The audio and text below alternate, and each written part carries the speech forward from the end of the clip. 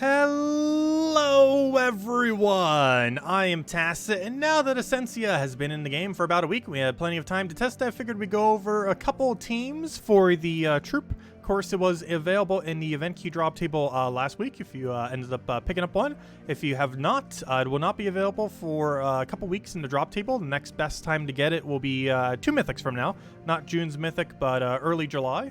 The first Friday of July will be the best time to go pick it up because you'll be able to go get both the new Mythic while also having the Essencia chance while doing so.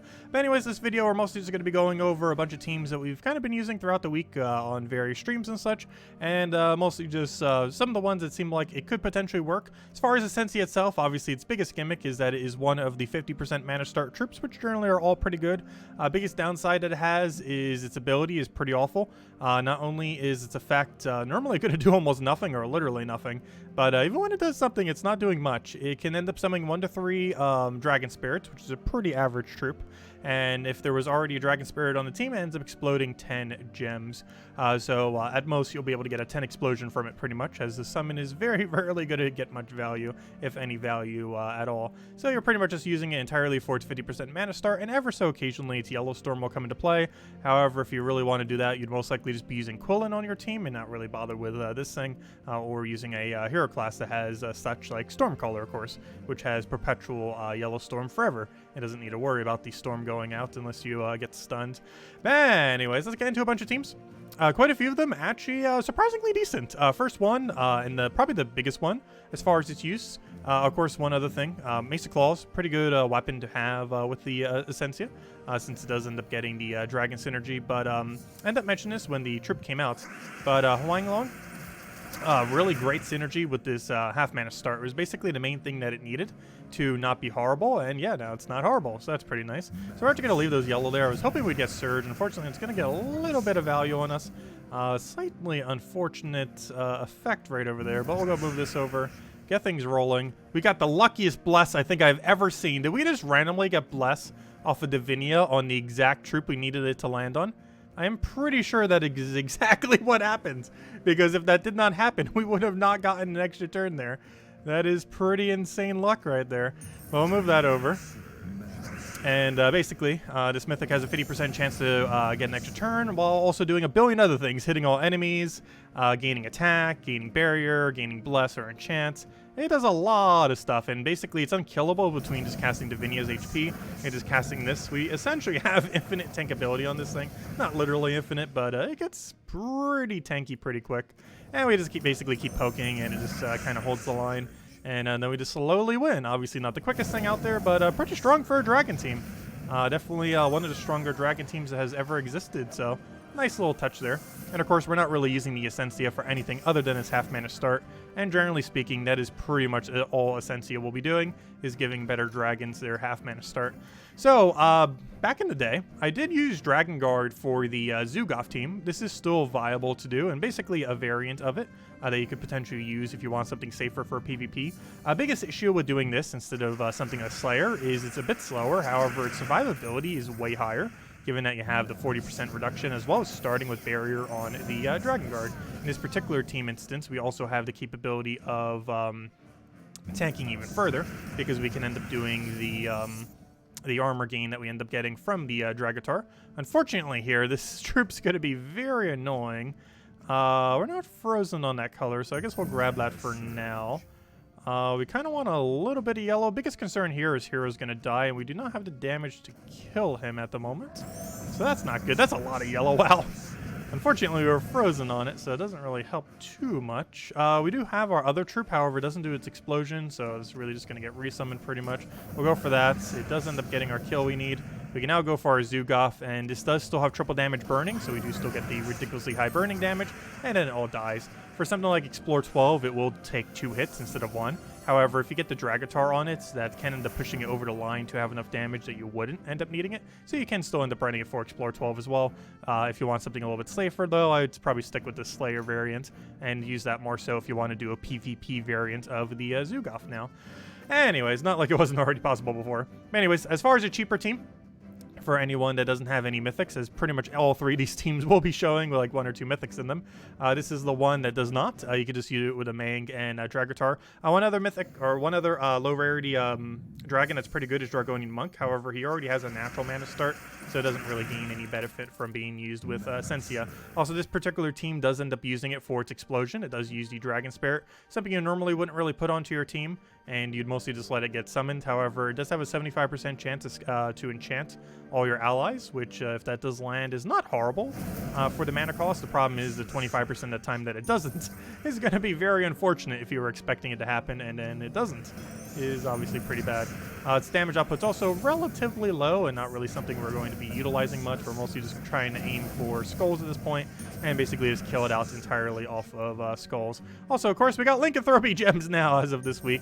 That's a whole thing. We'll be going over that in the weekly video that's not already up. I'm recording this beforehand. However, I'm not sure what order they're going to be up in, so we'll find out.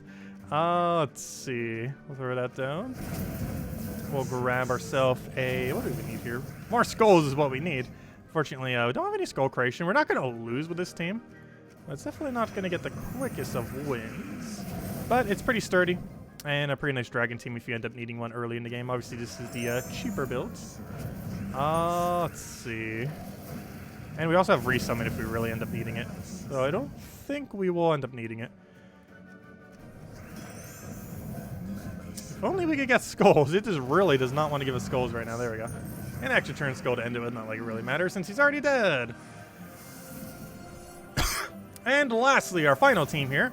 Of course, if we had to do it, we had to do it with 4 times dragons. And not only 4 times dragons, but the highest mana cost dragon in the game, the World Breaker. So this ends up gaining quite a bit of a benefit, obviously, because he has a 30 mana cost. So being able to give him a half mana start definitely helps out a lot.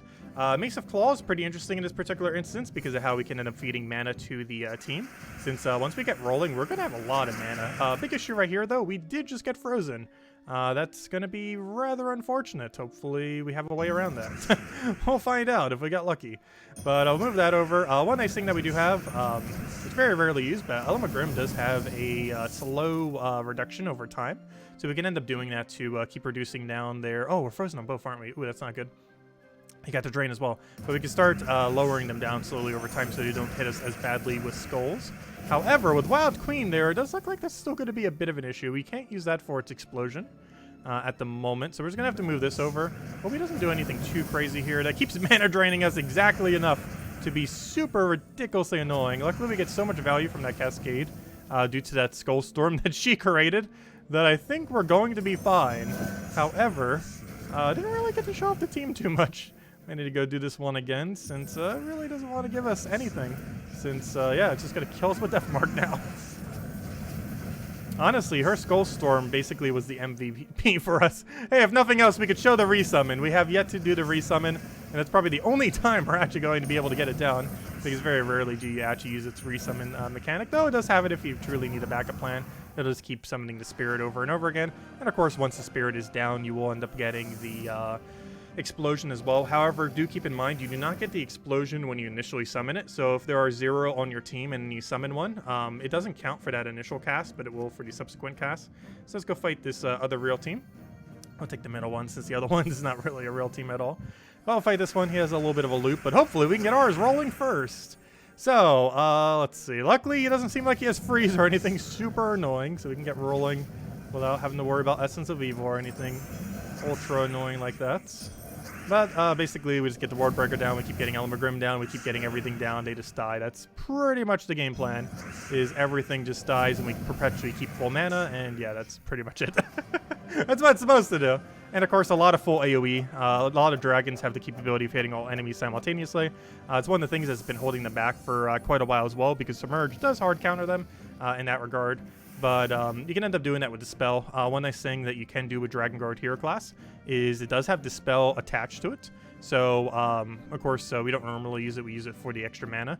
However, if you truly need it for a battle, it does, at level 70, has Dispel enemies whenever you end up taking an extra turn.